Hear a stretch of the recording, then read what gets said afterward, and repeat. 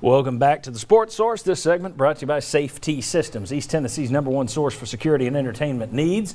VFL J.J. Surlis is the guy to call. He and his team have spent 20 years installing security systems for homes and businesses across the area. Just look for that little orange sticker when you walk in a business's door. You'll see it. It says Safety Systems. So many of them have it around here. They also design awesome home theater systems for your home or your office.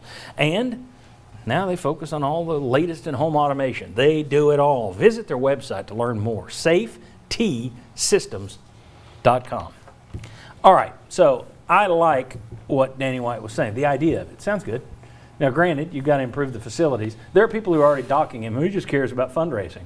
Well, if you don't want the facility, you can't say, we need facilities. Why is he just a fundraiser? Can't have the facilities if you don't raise the funds. But I like what he's saying. My fear, though, is this is a much older fan base than he had at UCF. This is this is how we do it fan base. And I'll give you a perfect example, tied into someone who is a regular on our show in the football season, Sterling Hinton. A few years ago, Butch Jones said, let's put a DJ in here.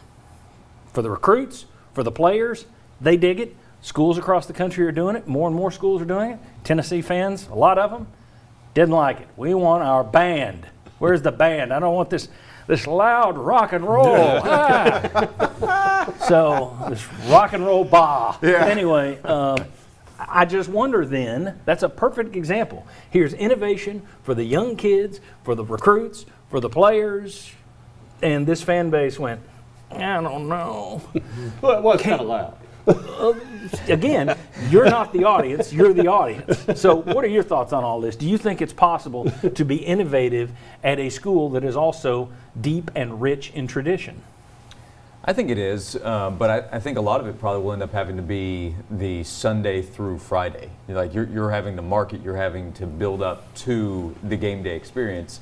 They're going to need better players. You're going to need players that can help you in that process of being exciting. Alabama has those players. Georgia has those players. LSU has had those players.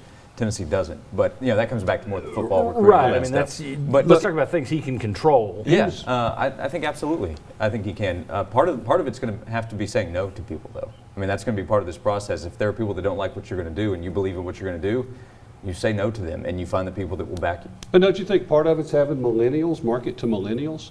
I mean, isn't that kind of the group that you really want to go after and let them come up with some ideas? What do you guys want? What's going to make you more interested in coming out and coming to the game, staying home, watching it on TV? Because you can't really do as much. And one thing, you want to talk about innovation.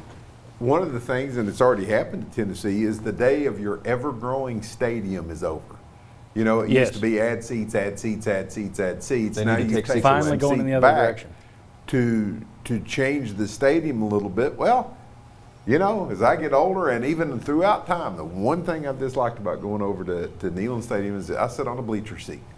You know, so when you're talking innovations, do you sit there and say, look, we love having 102,000 people in this stadium, but would we consistently get 92,000 if it was a more comfortable kind of venue? Now that's an innovation, maybe a little bit different than what you're talking about as far as the kind of things you do.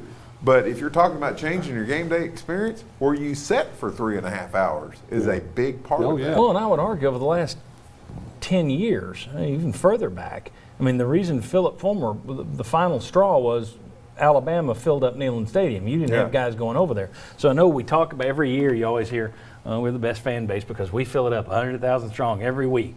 No, you don't. There have been times with 50 and 60,000 over there recently. So the idea of, well, we can't take seats out, you could have done it 10 years ago and no one would have ever missed them. Yeah.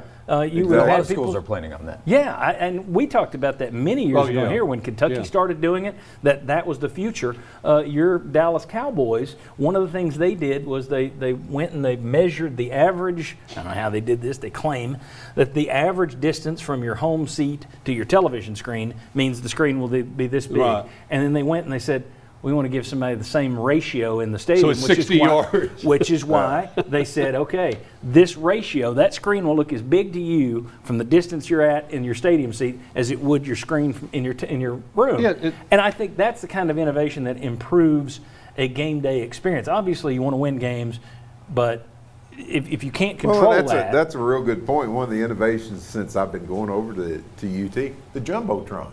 Yeah. The Jumbotrons getting better and better and better and better. I enjoy them. You know, if I'm a UT fan down in the south end zone, I want one up here on the north side too, so I can watch it a little bit without breaking my neck. But once again, that's another innovation that even though I'm old and geezer-like and they don't care about me anymore, that was something that has made me enjoy being in the stadium more. And see, it's not just Tennessee, guys. I mean, it's happening all over with attendance dropping like, 10% a year. Look at what Bristol's going through with 160,000 seats and what everybody's looking at trying to improve the game day experience when people are having a pretty good experience at home. Yeah, I mean, that's the challenge, especially coming out of COVID, where my fear would be if I were Danny White, there's the idea that people are going to say, woohoo, I'm free, and they're going to run out to the games because I'm no longer locked up. The other thinking is, and that's just what I would be worried about, how many people stayed home and said, I kind of like this. I didn't miss going over there and fighting traffic. I can watch 10 games instead of the one. That would be the concern coming, and that you were already dropping in attendance before COVID. Right. Does COVID make it drop worse? And the first year or two, it's not going to be a good gauge either way. We're not going to know. But down the road, I just wonder if numbers keep dropping. What can you do if you are Danny White to innovate with that football stadium or with the basketball? I mean, Mike Hamilton, people bag him all they want. What he did with Thompson Bowling was a perfect example. Yes. And everything they did, the club seats, taking the orange seats out and making them black to where your eyes, they darken the arena, your eyes push to the floor. Those are small things, but they all added up to make a better game day experience. Anyway, Josh, I'll let you close. Anything else you want to throw in here? No, I wouldn't add much, but I would come back to they need to do everything they can in the build-up. I think there's a huge off-field aspect to what they're doing to get people to be interested again in what's happening with Tennessee football. Yeah, and that's going to be... It's a big hill to climb. Yeah, and I think that might be part of the reason. I mean, the other part of the reason I saw somebody this week, and I don't like what Danny White did. He went cheap with the hire. They didn't go cheap with the hire. They went and offered money. Yes. If you hear somebody say that they went cheap with the hire, just look at them and think to yourself, oh, that guy's an idiot. Yeah. He's a moron. That's a moron right there. Yeah, he's stupid. Because they spent money. They tried to spend money. Nobody wanted their money. So part of the reason he hired Heupel was nobody wanted this job. You had linebackers coach that didn't even want to be the defensive coordinator here. It's a graveyard at the moment. Part of the other reason I think he hired Josh Heupel was that exciting offense. Because even if you're losing, if you're putting 50 points up, you can. That's something to sell. It's easier to sell 50 points than it is, well, we held them to 10 and lost 10-7.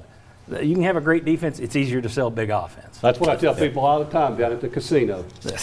All right, very good. Bob, get off my plane. We'll see you next here. We'll see you right back here next week. Are you here next week? I think you are next week. I think I am here, but So I'm going to come regardless. Yeah. Very good. So we'll see you here. And we'll bring Vince back out for this last segment as we talk a little Tennessee basketball. National voices chiming in on what the Vols will expect this year. What are they saying? We'll tell you. Come on back.